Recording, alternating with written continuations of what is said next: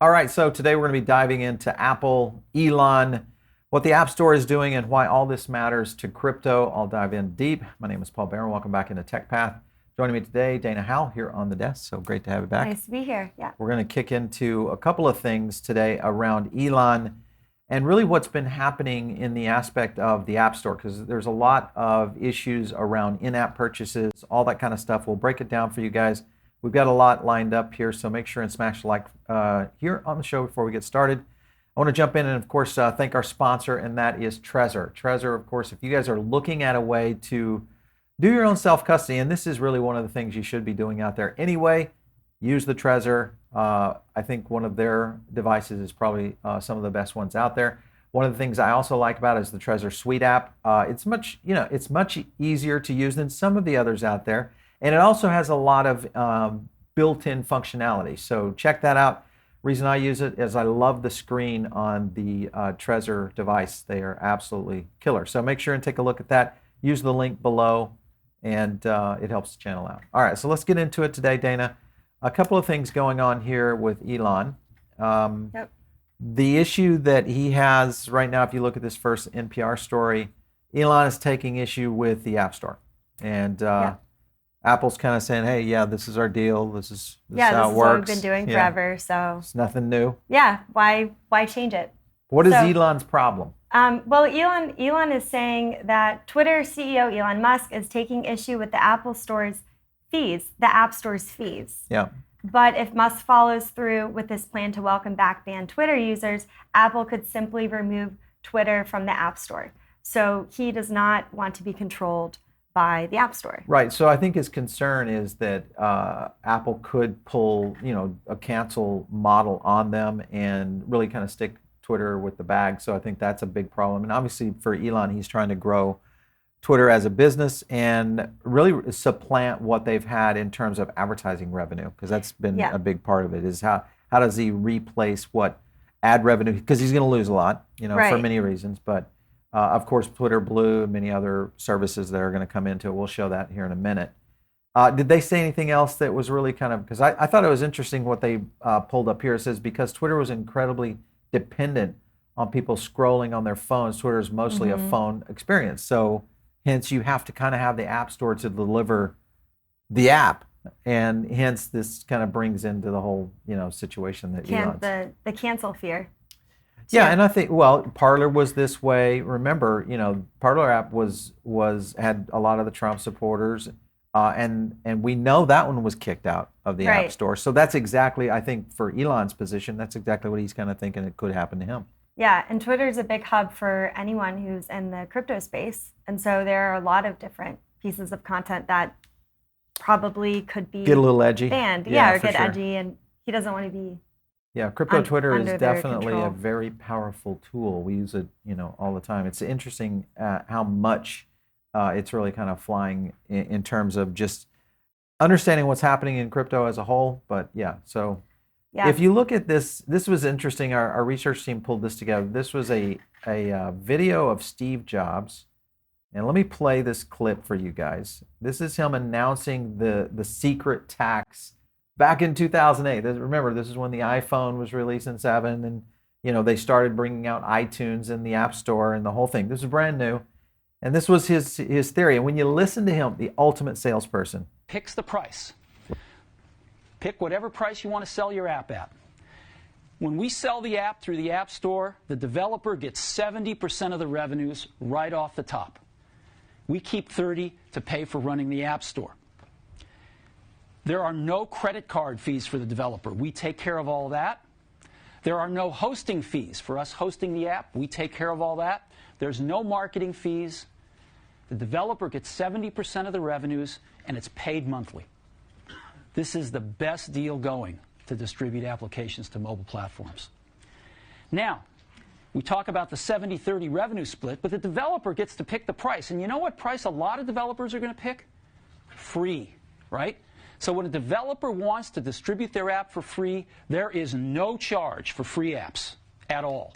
There's no charge to the user. So the point here with what Steve Jobs is talking about, it was interesting that he brought up the free side, because that really is the secret tax. because when you have a free app, you're going to in-app purchases as the model, which is now being taxed. It's one of the reasons that Twitter has been really concerned, and many other apps. When you look at just crypto apps in general, just think about Coinbase, the app. Yeah. Every one of those trades, all these kind of things that start to roll into this. How do those get synced up with this? And I think this is an easy fix for Apple. I mean, at the end of the day, it's a 30% tax right now, but why not just say, hey, listen, we're going to start charging to host.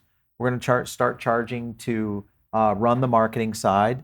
You pay a fee, and you're a developer, and you just pay for the services that you're getting, and then you don't have a commission. But essentially, Apple's going to be collecting money anyway. So it's very interesting to see how this plays out. I think Elon was the scenario that we thought maybe he was going to go fight for us. So if you look at this article from Fortune, this is a good example right here. So reportedly delays the launch of Twitter, Blue again. And now he's kind of pushing It's this. time to spite Apple. Yeah. Yeah, he's really loving this narrative of Apple has a tax. And are you trying to shut free speech down? Yeah. So this is his next monologue, which was kind of funny. I think he just wants to have his own device, his own phone, right, instead. I don't know. I still think he's playing billionaire games right now, obviously with Tim Cook, and maybe what the strategy is. He all along, maybe the plan is that he just wanted a better deal from Apple, and this was a way to manipulate and troll the industry, but along many other places to kind of get his way. Manipulate the news to then get a really good deal. Yeah, just manipulate the players, bring up the free speech aspect of it. Mm-hmm. I mean, you're a smart businessman. You're going to try every angle you can to get the best deal. Yep. It's a little different when you are Elon Musk, because you can manipulate media. You look at what Gizmodo said. Apple spent $84,000 on Twitter ads. Same day, Elon tweeted it mostly stopped advertising. And then there was a little bit of data showing that this wasn't necessarily the accurate scenario. So that was, again, back to a soft narrative. Right. So Apple spent over $1 million on Twitter ads the first 28 days of November, already more than that company's October budget of $988,000. Yeah. Then they go on in this article to compare the spend of what was spent in July to August. Yep. And then from between January and September. But we're kind of skipping out these periods right before Christmas, where you have very, very high spending, especially for massive monopoly companies. Well, again, and then it plays into the tweet right there with Elon, where he says Apple has mostly stopped advertising, which wasn't the case. Do they hate free speech? Yeah. Right. So well, they haven't mostly stopped, but he could be saying, relatively speaking, percentage-wise, they are spending less. Where's the data? I don't really know. I can't make my own decision here because of the cherry-picked data. Yeah, so that's a problem. And I think, again, this starts setting up the narrative of and this may play well for the crypto community, but at the same time, it plays terribly for the NFT community and really Web3, I think, as we start to see apps being developed in the 2 and 2.5 era of app ecosystem, web, eventually evolving to a Web3. Because what that simply means is that all these new developers that we see here within crypto and blockchain, they're going to get to pay that beautiful tax of 30% for sure. Right. Then you had Elon Musk jumping over here on a tweet. Good conversation, among other things. We resolved the misunderstanding about Twitter potentially being removed from the App Store. Tim Cook, the CEO of Apple, was clear that Apple never considered doing this. Now, they did it with Parler. Maybe Twitter's a little bit different, and you are talking about Elon Musk, so his bullhorn alone kind of changes the dynamic. But what was interesting to me was this next piece right here. Here's Ron DeSantis. Let me play this clip. That Apple is not allowing the protesters to use this airdrop function where they're trying to communicate. That obviously is providing aid and comfort to the CCP. And so you see that report, and that's very concerning. And then when you also hear reports that Apple is threatening to remove Twitter from the App Store because Elon Musk is actually opening it up for free speech and is restoring a lot of accounts. All right, so I want to get into that because to me that was a good example of Elon trolling politics. So he got basically Ron DeSantis, one of the top politicians in the country, to essentially do his bidding for him. And say, oh, they're attacking free speech. Oh, they're in bed with China. Oh, they're doing all these things. So I think in the end, when you look at it, what DeSantis says after the Twitter alleged that Apple has threatened to withhold Twitter from his app. Again, this pulled in the conservatives because that's immediately what will happen. And I think this was one of those power moves that Elon has done. Yep, he's doing polls on Twitter. Apple should publish all censorship actions that affect its customers. Yeah. And he's doing yes and no poll. And then at the very bottom, he starts suggesting that he's going to back DeSantis. Yeah. So we'll see what sort of ads we get on Twitter about DeSantis. Right. Which is going to get in the interesting. Future. You had, Elizabeth Warren. I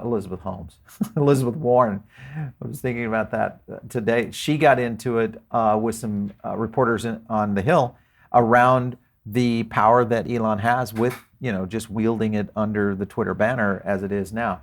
If you look at this tweet right here, this was slides from his company Twitter Talk. Let me kind of boom this up. So he pieced this together. It says, we're recruiting new user signups, all-time high, good. 2 million per day. I thought that was very interesting, to see that kind of growth right there. Let me kind of zoom in on that for you guys. All this happened just here recently between July 1st and November 16th. Then you had the user active minutes also at an all-time high. So, I mean, overall, Twitter is actually doing fairly well. Further into the slides, they get into this monthly daily active user passes, 250 million mark. Hate speech, impressions down, and impersonations down. And then he gets into the 2.0 app, advertising, video, which I think those both will be good. Then he goes into encrypted DMs. This will be a good feature. Long form, going to be a factor. That'll take over Substack. It'll get into that kind of slide. And then relaunching the Blue, which, the Blue I think is going to be a big cash cow for them. But then you've got payments right there, of course, integrated in here. And that I think is going to be interesting because now we're talking about Web3. Yep. And we're talking really about what is a Web3 native app like Twitter that is now being distributed through the App Store and affecting all of these potential companies that are using Twitter as a tool, especially in crypto. Right. Yeah, of course Elon Musk is trying to get in payments in any way that he can on Twitter. That's where all the money is. You look at what Ryan Watts said. Here it is. Apple's 30% tax criminal. At least with Google, you can do some side loads. Apple, it's a walled garden. Again, it's monopoly. And again, it is a walled garden. Yeah, it's a 50% or more, I think, percentage-wise of the number of iPhones to Android. So I would agree to a certain extent. This is probably going to get some sort of legislative control as a monopoly, which may be a good thing, but at the same time, it also may change the dynamic of where those fees come from. And sometimes I'm like, be careful what you ask for, because it could be a scenario where they come back to Polygon Studios and say, all right, no problem, we're no longer going to charge you fees, but we're going to charge you a hosting fee now. Right. Because we're hosting your app. And then they're going to say, well, we want to just be able to sideload on the Apple iOS system. That's where I think regulation will not be able to extend, is into the proprietary IP of the phone. Because the device. That's a good point. Yeah, that's a really good point. The marketplace, maybe so, but the IP of the phone is going to be a tough one. Yeah, it's as if these really big companies, once they get into, say, NFTs, or Apple starts to add NFTs, that's really good for the sentiment of what NFTs are. It's more credibility, but then you're in a walled garden. Yeah, imagine this. What happens if Apple launches an NFT marketplace? I mean, you basically could take out OpenSea, Magic centralized. Eden. Exactly. Yeah, what's the point? What happens if they end up launching a whole new series of wallets, takes out all the DeFi? Yeah. So the potential here is pretty grand of how this plays out. Here's was a piece right here. Hear me out on Elon Musk. Basically just the Solana phone was the note there. He'll create a new phone. This was him kind of posturing, I think, with his little tit for tat with Tim Cook. Hopefully there's some SIM swap protection on it. Yeah, I mean, there's a few phones that are starting to move into this space around Web3 where you can flip between. I know Vertu has got one now that's a Web3 phone that can also flip into Web2, so you can use it for both functionality. Thought that was a premium, but again, cool. Vertu is a big, expensive brand. This was another thing that came into the cycle here, and that's Zuckerberg jumping into this. What do you think about this one? It's great that Zuckerberg, who gets so much hate all the time, can also jump on Elon's back and say, I agree. Look at what Apple's doing wrong with all of their taxation. He says, I do think Apple has singled themselves out as the only company trying to control unilaterally what apps get on the device, Zuckerberg says. But as we know, coming from him, this means a lot. This has a lot of weight. Well, I think his point is that Facebook and Apple have, first of all, they've already been at war, for quite some time. This is not new in Silicon Valley. You see these kinds of scenarios kind of going head to head. And Facebook and Apple have been there, obviously, with Apple's recent move in their own iOS update, which essentially killed the Facebook Pixel capability in terms of ad and tracking user data. It eliminated, pretty much put a stake in Facebook's heart. So, and I think in that position, Facebook Meta has to be moving into a new direction. They have no choice now. It's going to be the case. Right. And it looks right here's the article from Cointelegraph. Meta powering through with metaverse plans despite doubts. This is, again, we've talked about this at length of where this might play into the metaverse, but I think this again gets back to who's going to have the device that ends up, because we may be going from one cauldron to another with Facebook and Meta.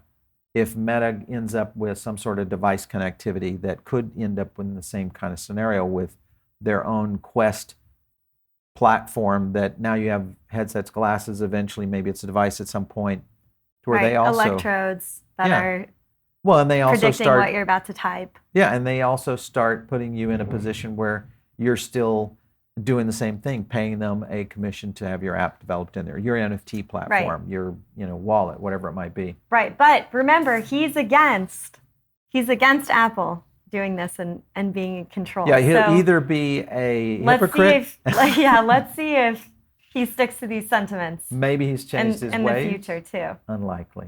Yeah, maybe he has. Maybe he's willing to be a man of the people now. Here's a note. We're not going to be here in the 2030s communicating and using commuting devices that are exactly the same as what we have today.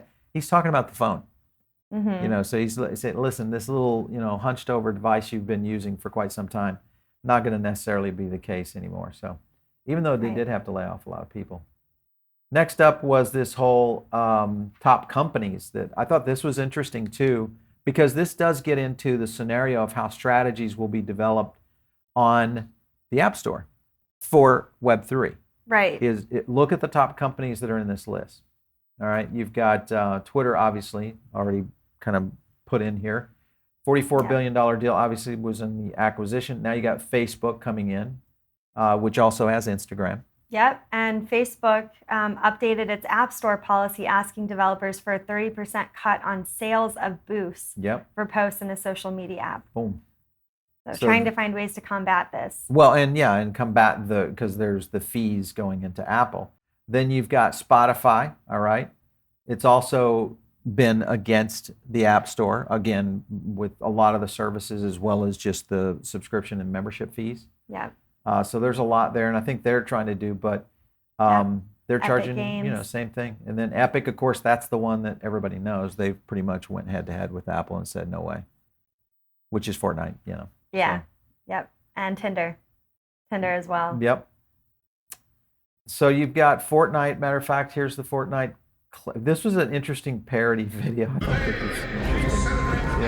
Made in this is the 1984 parody video calling out Apple.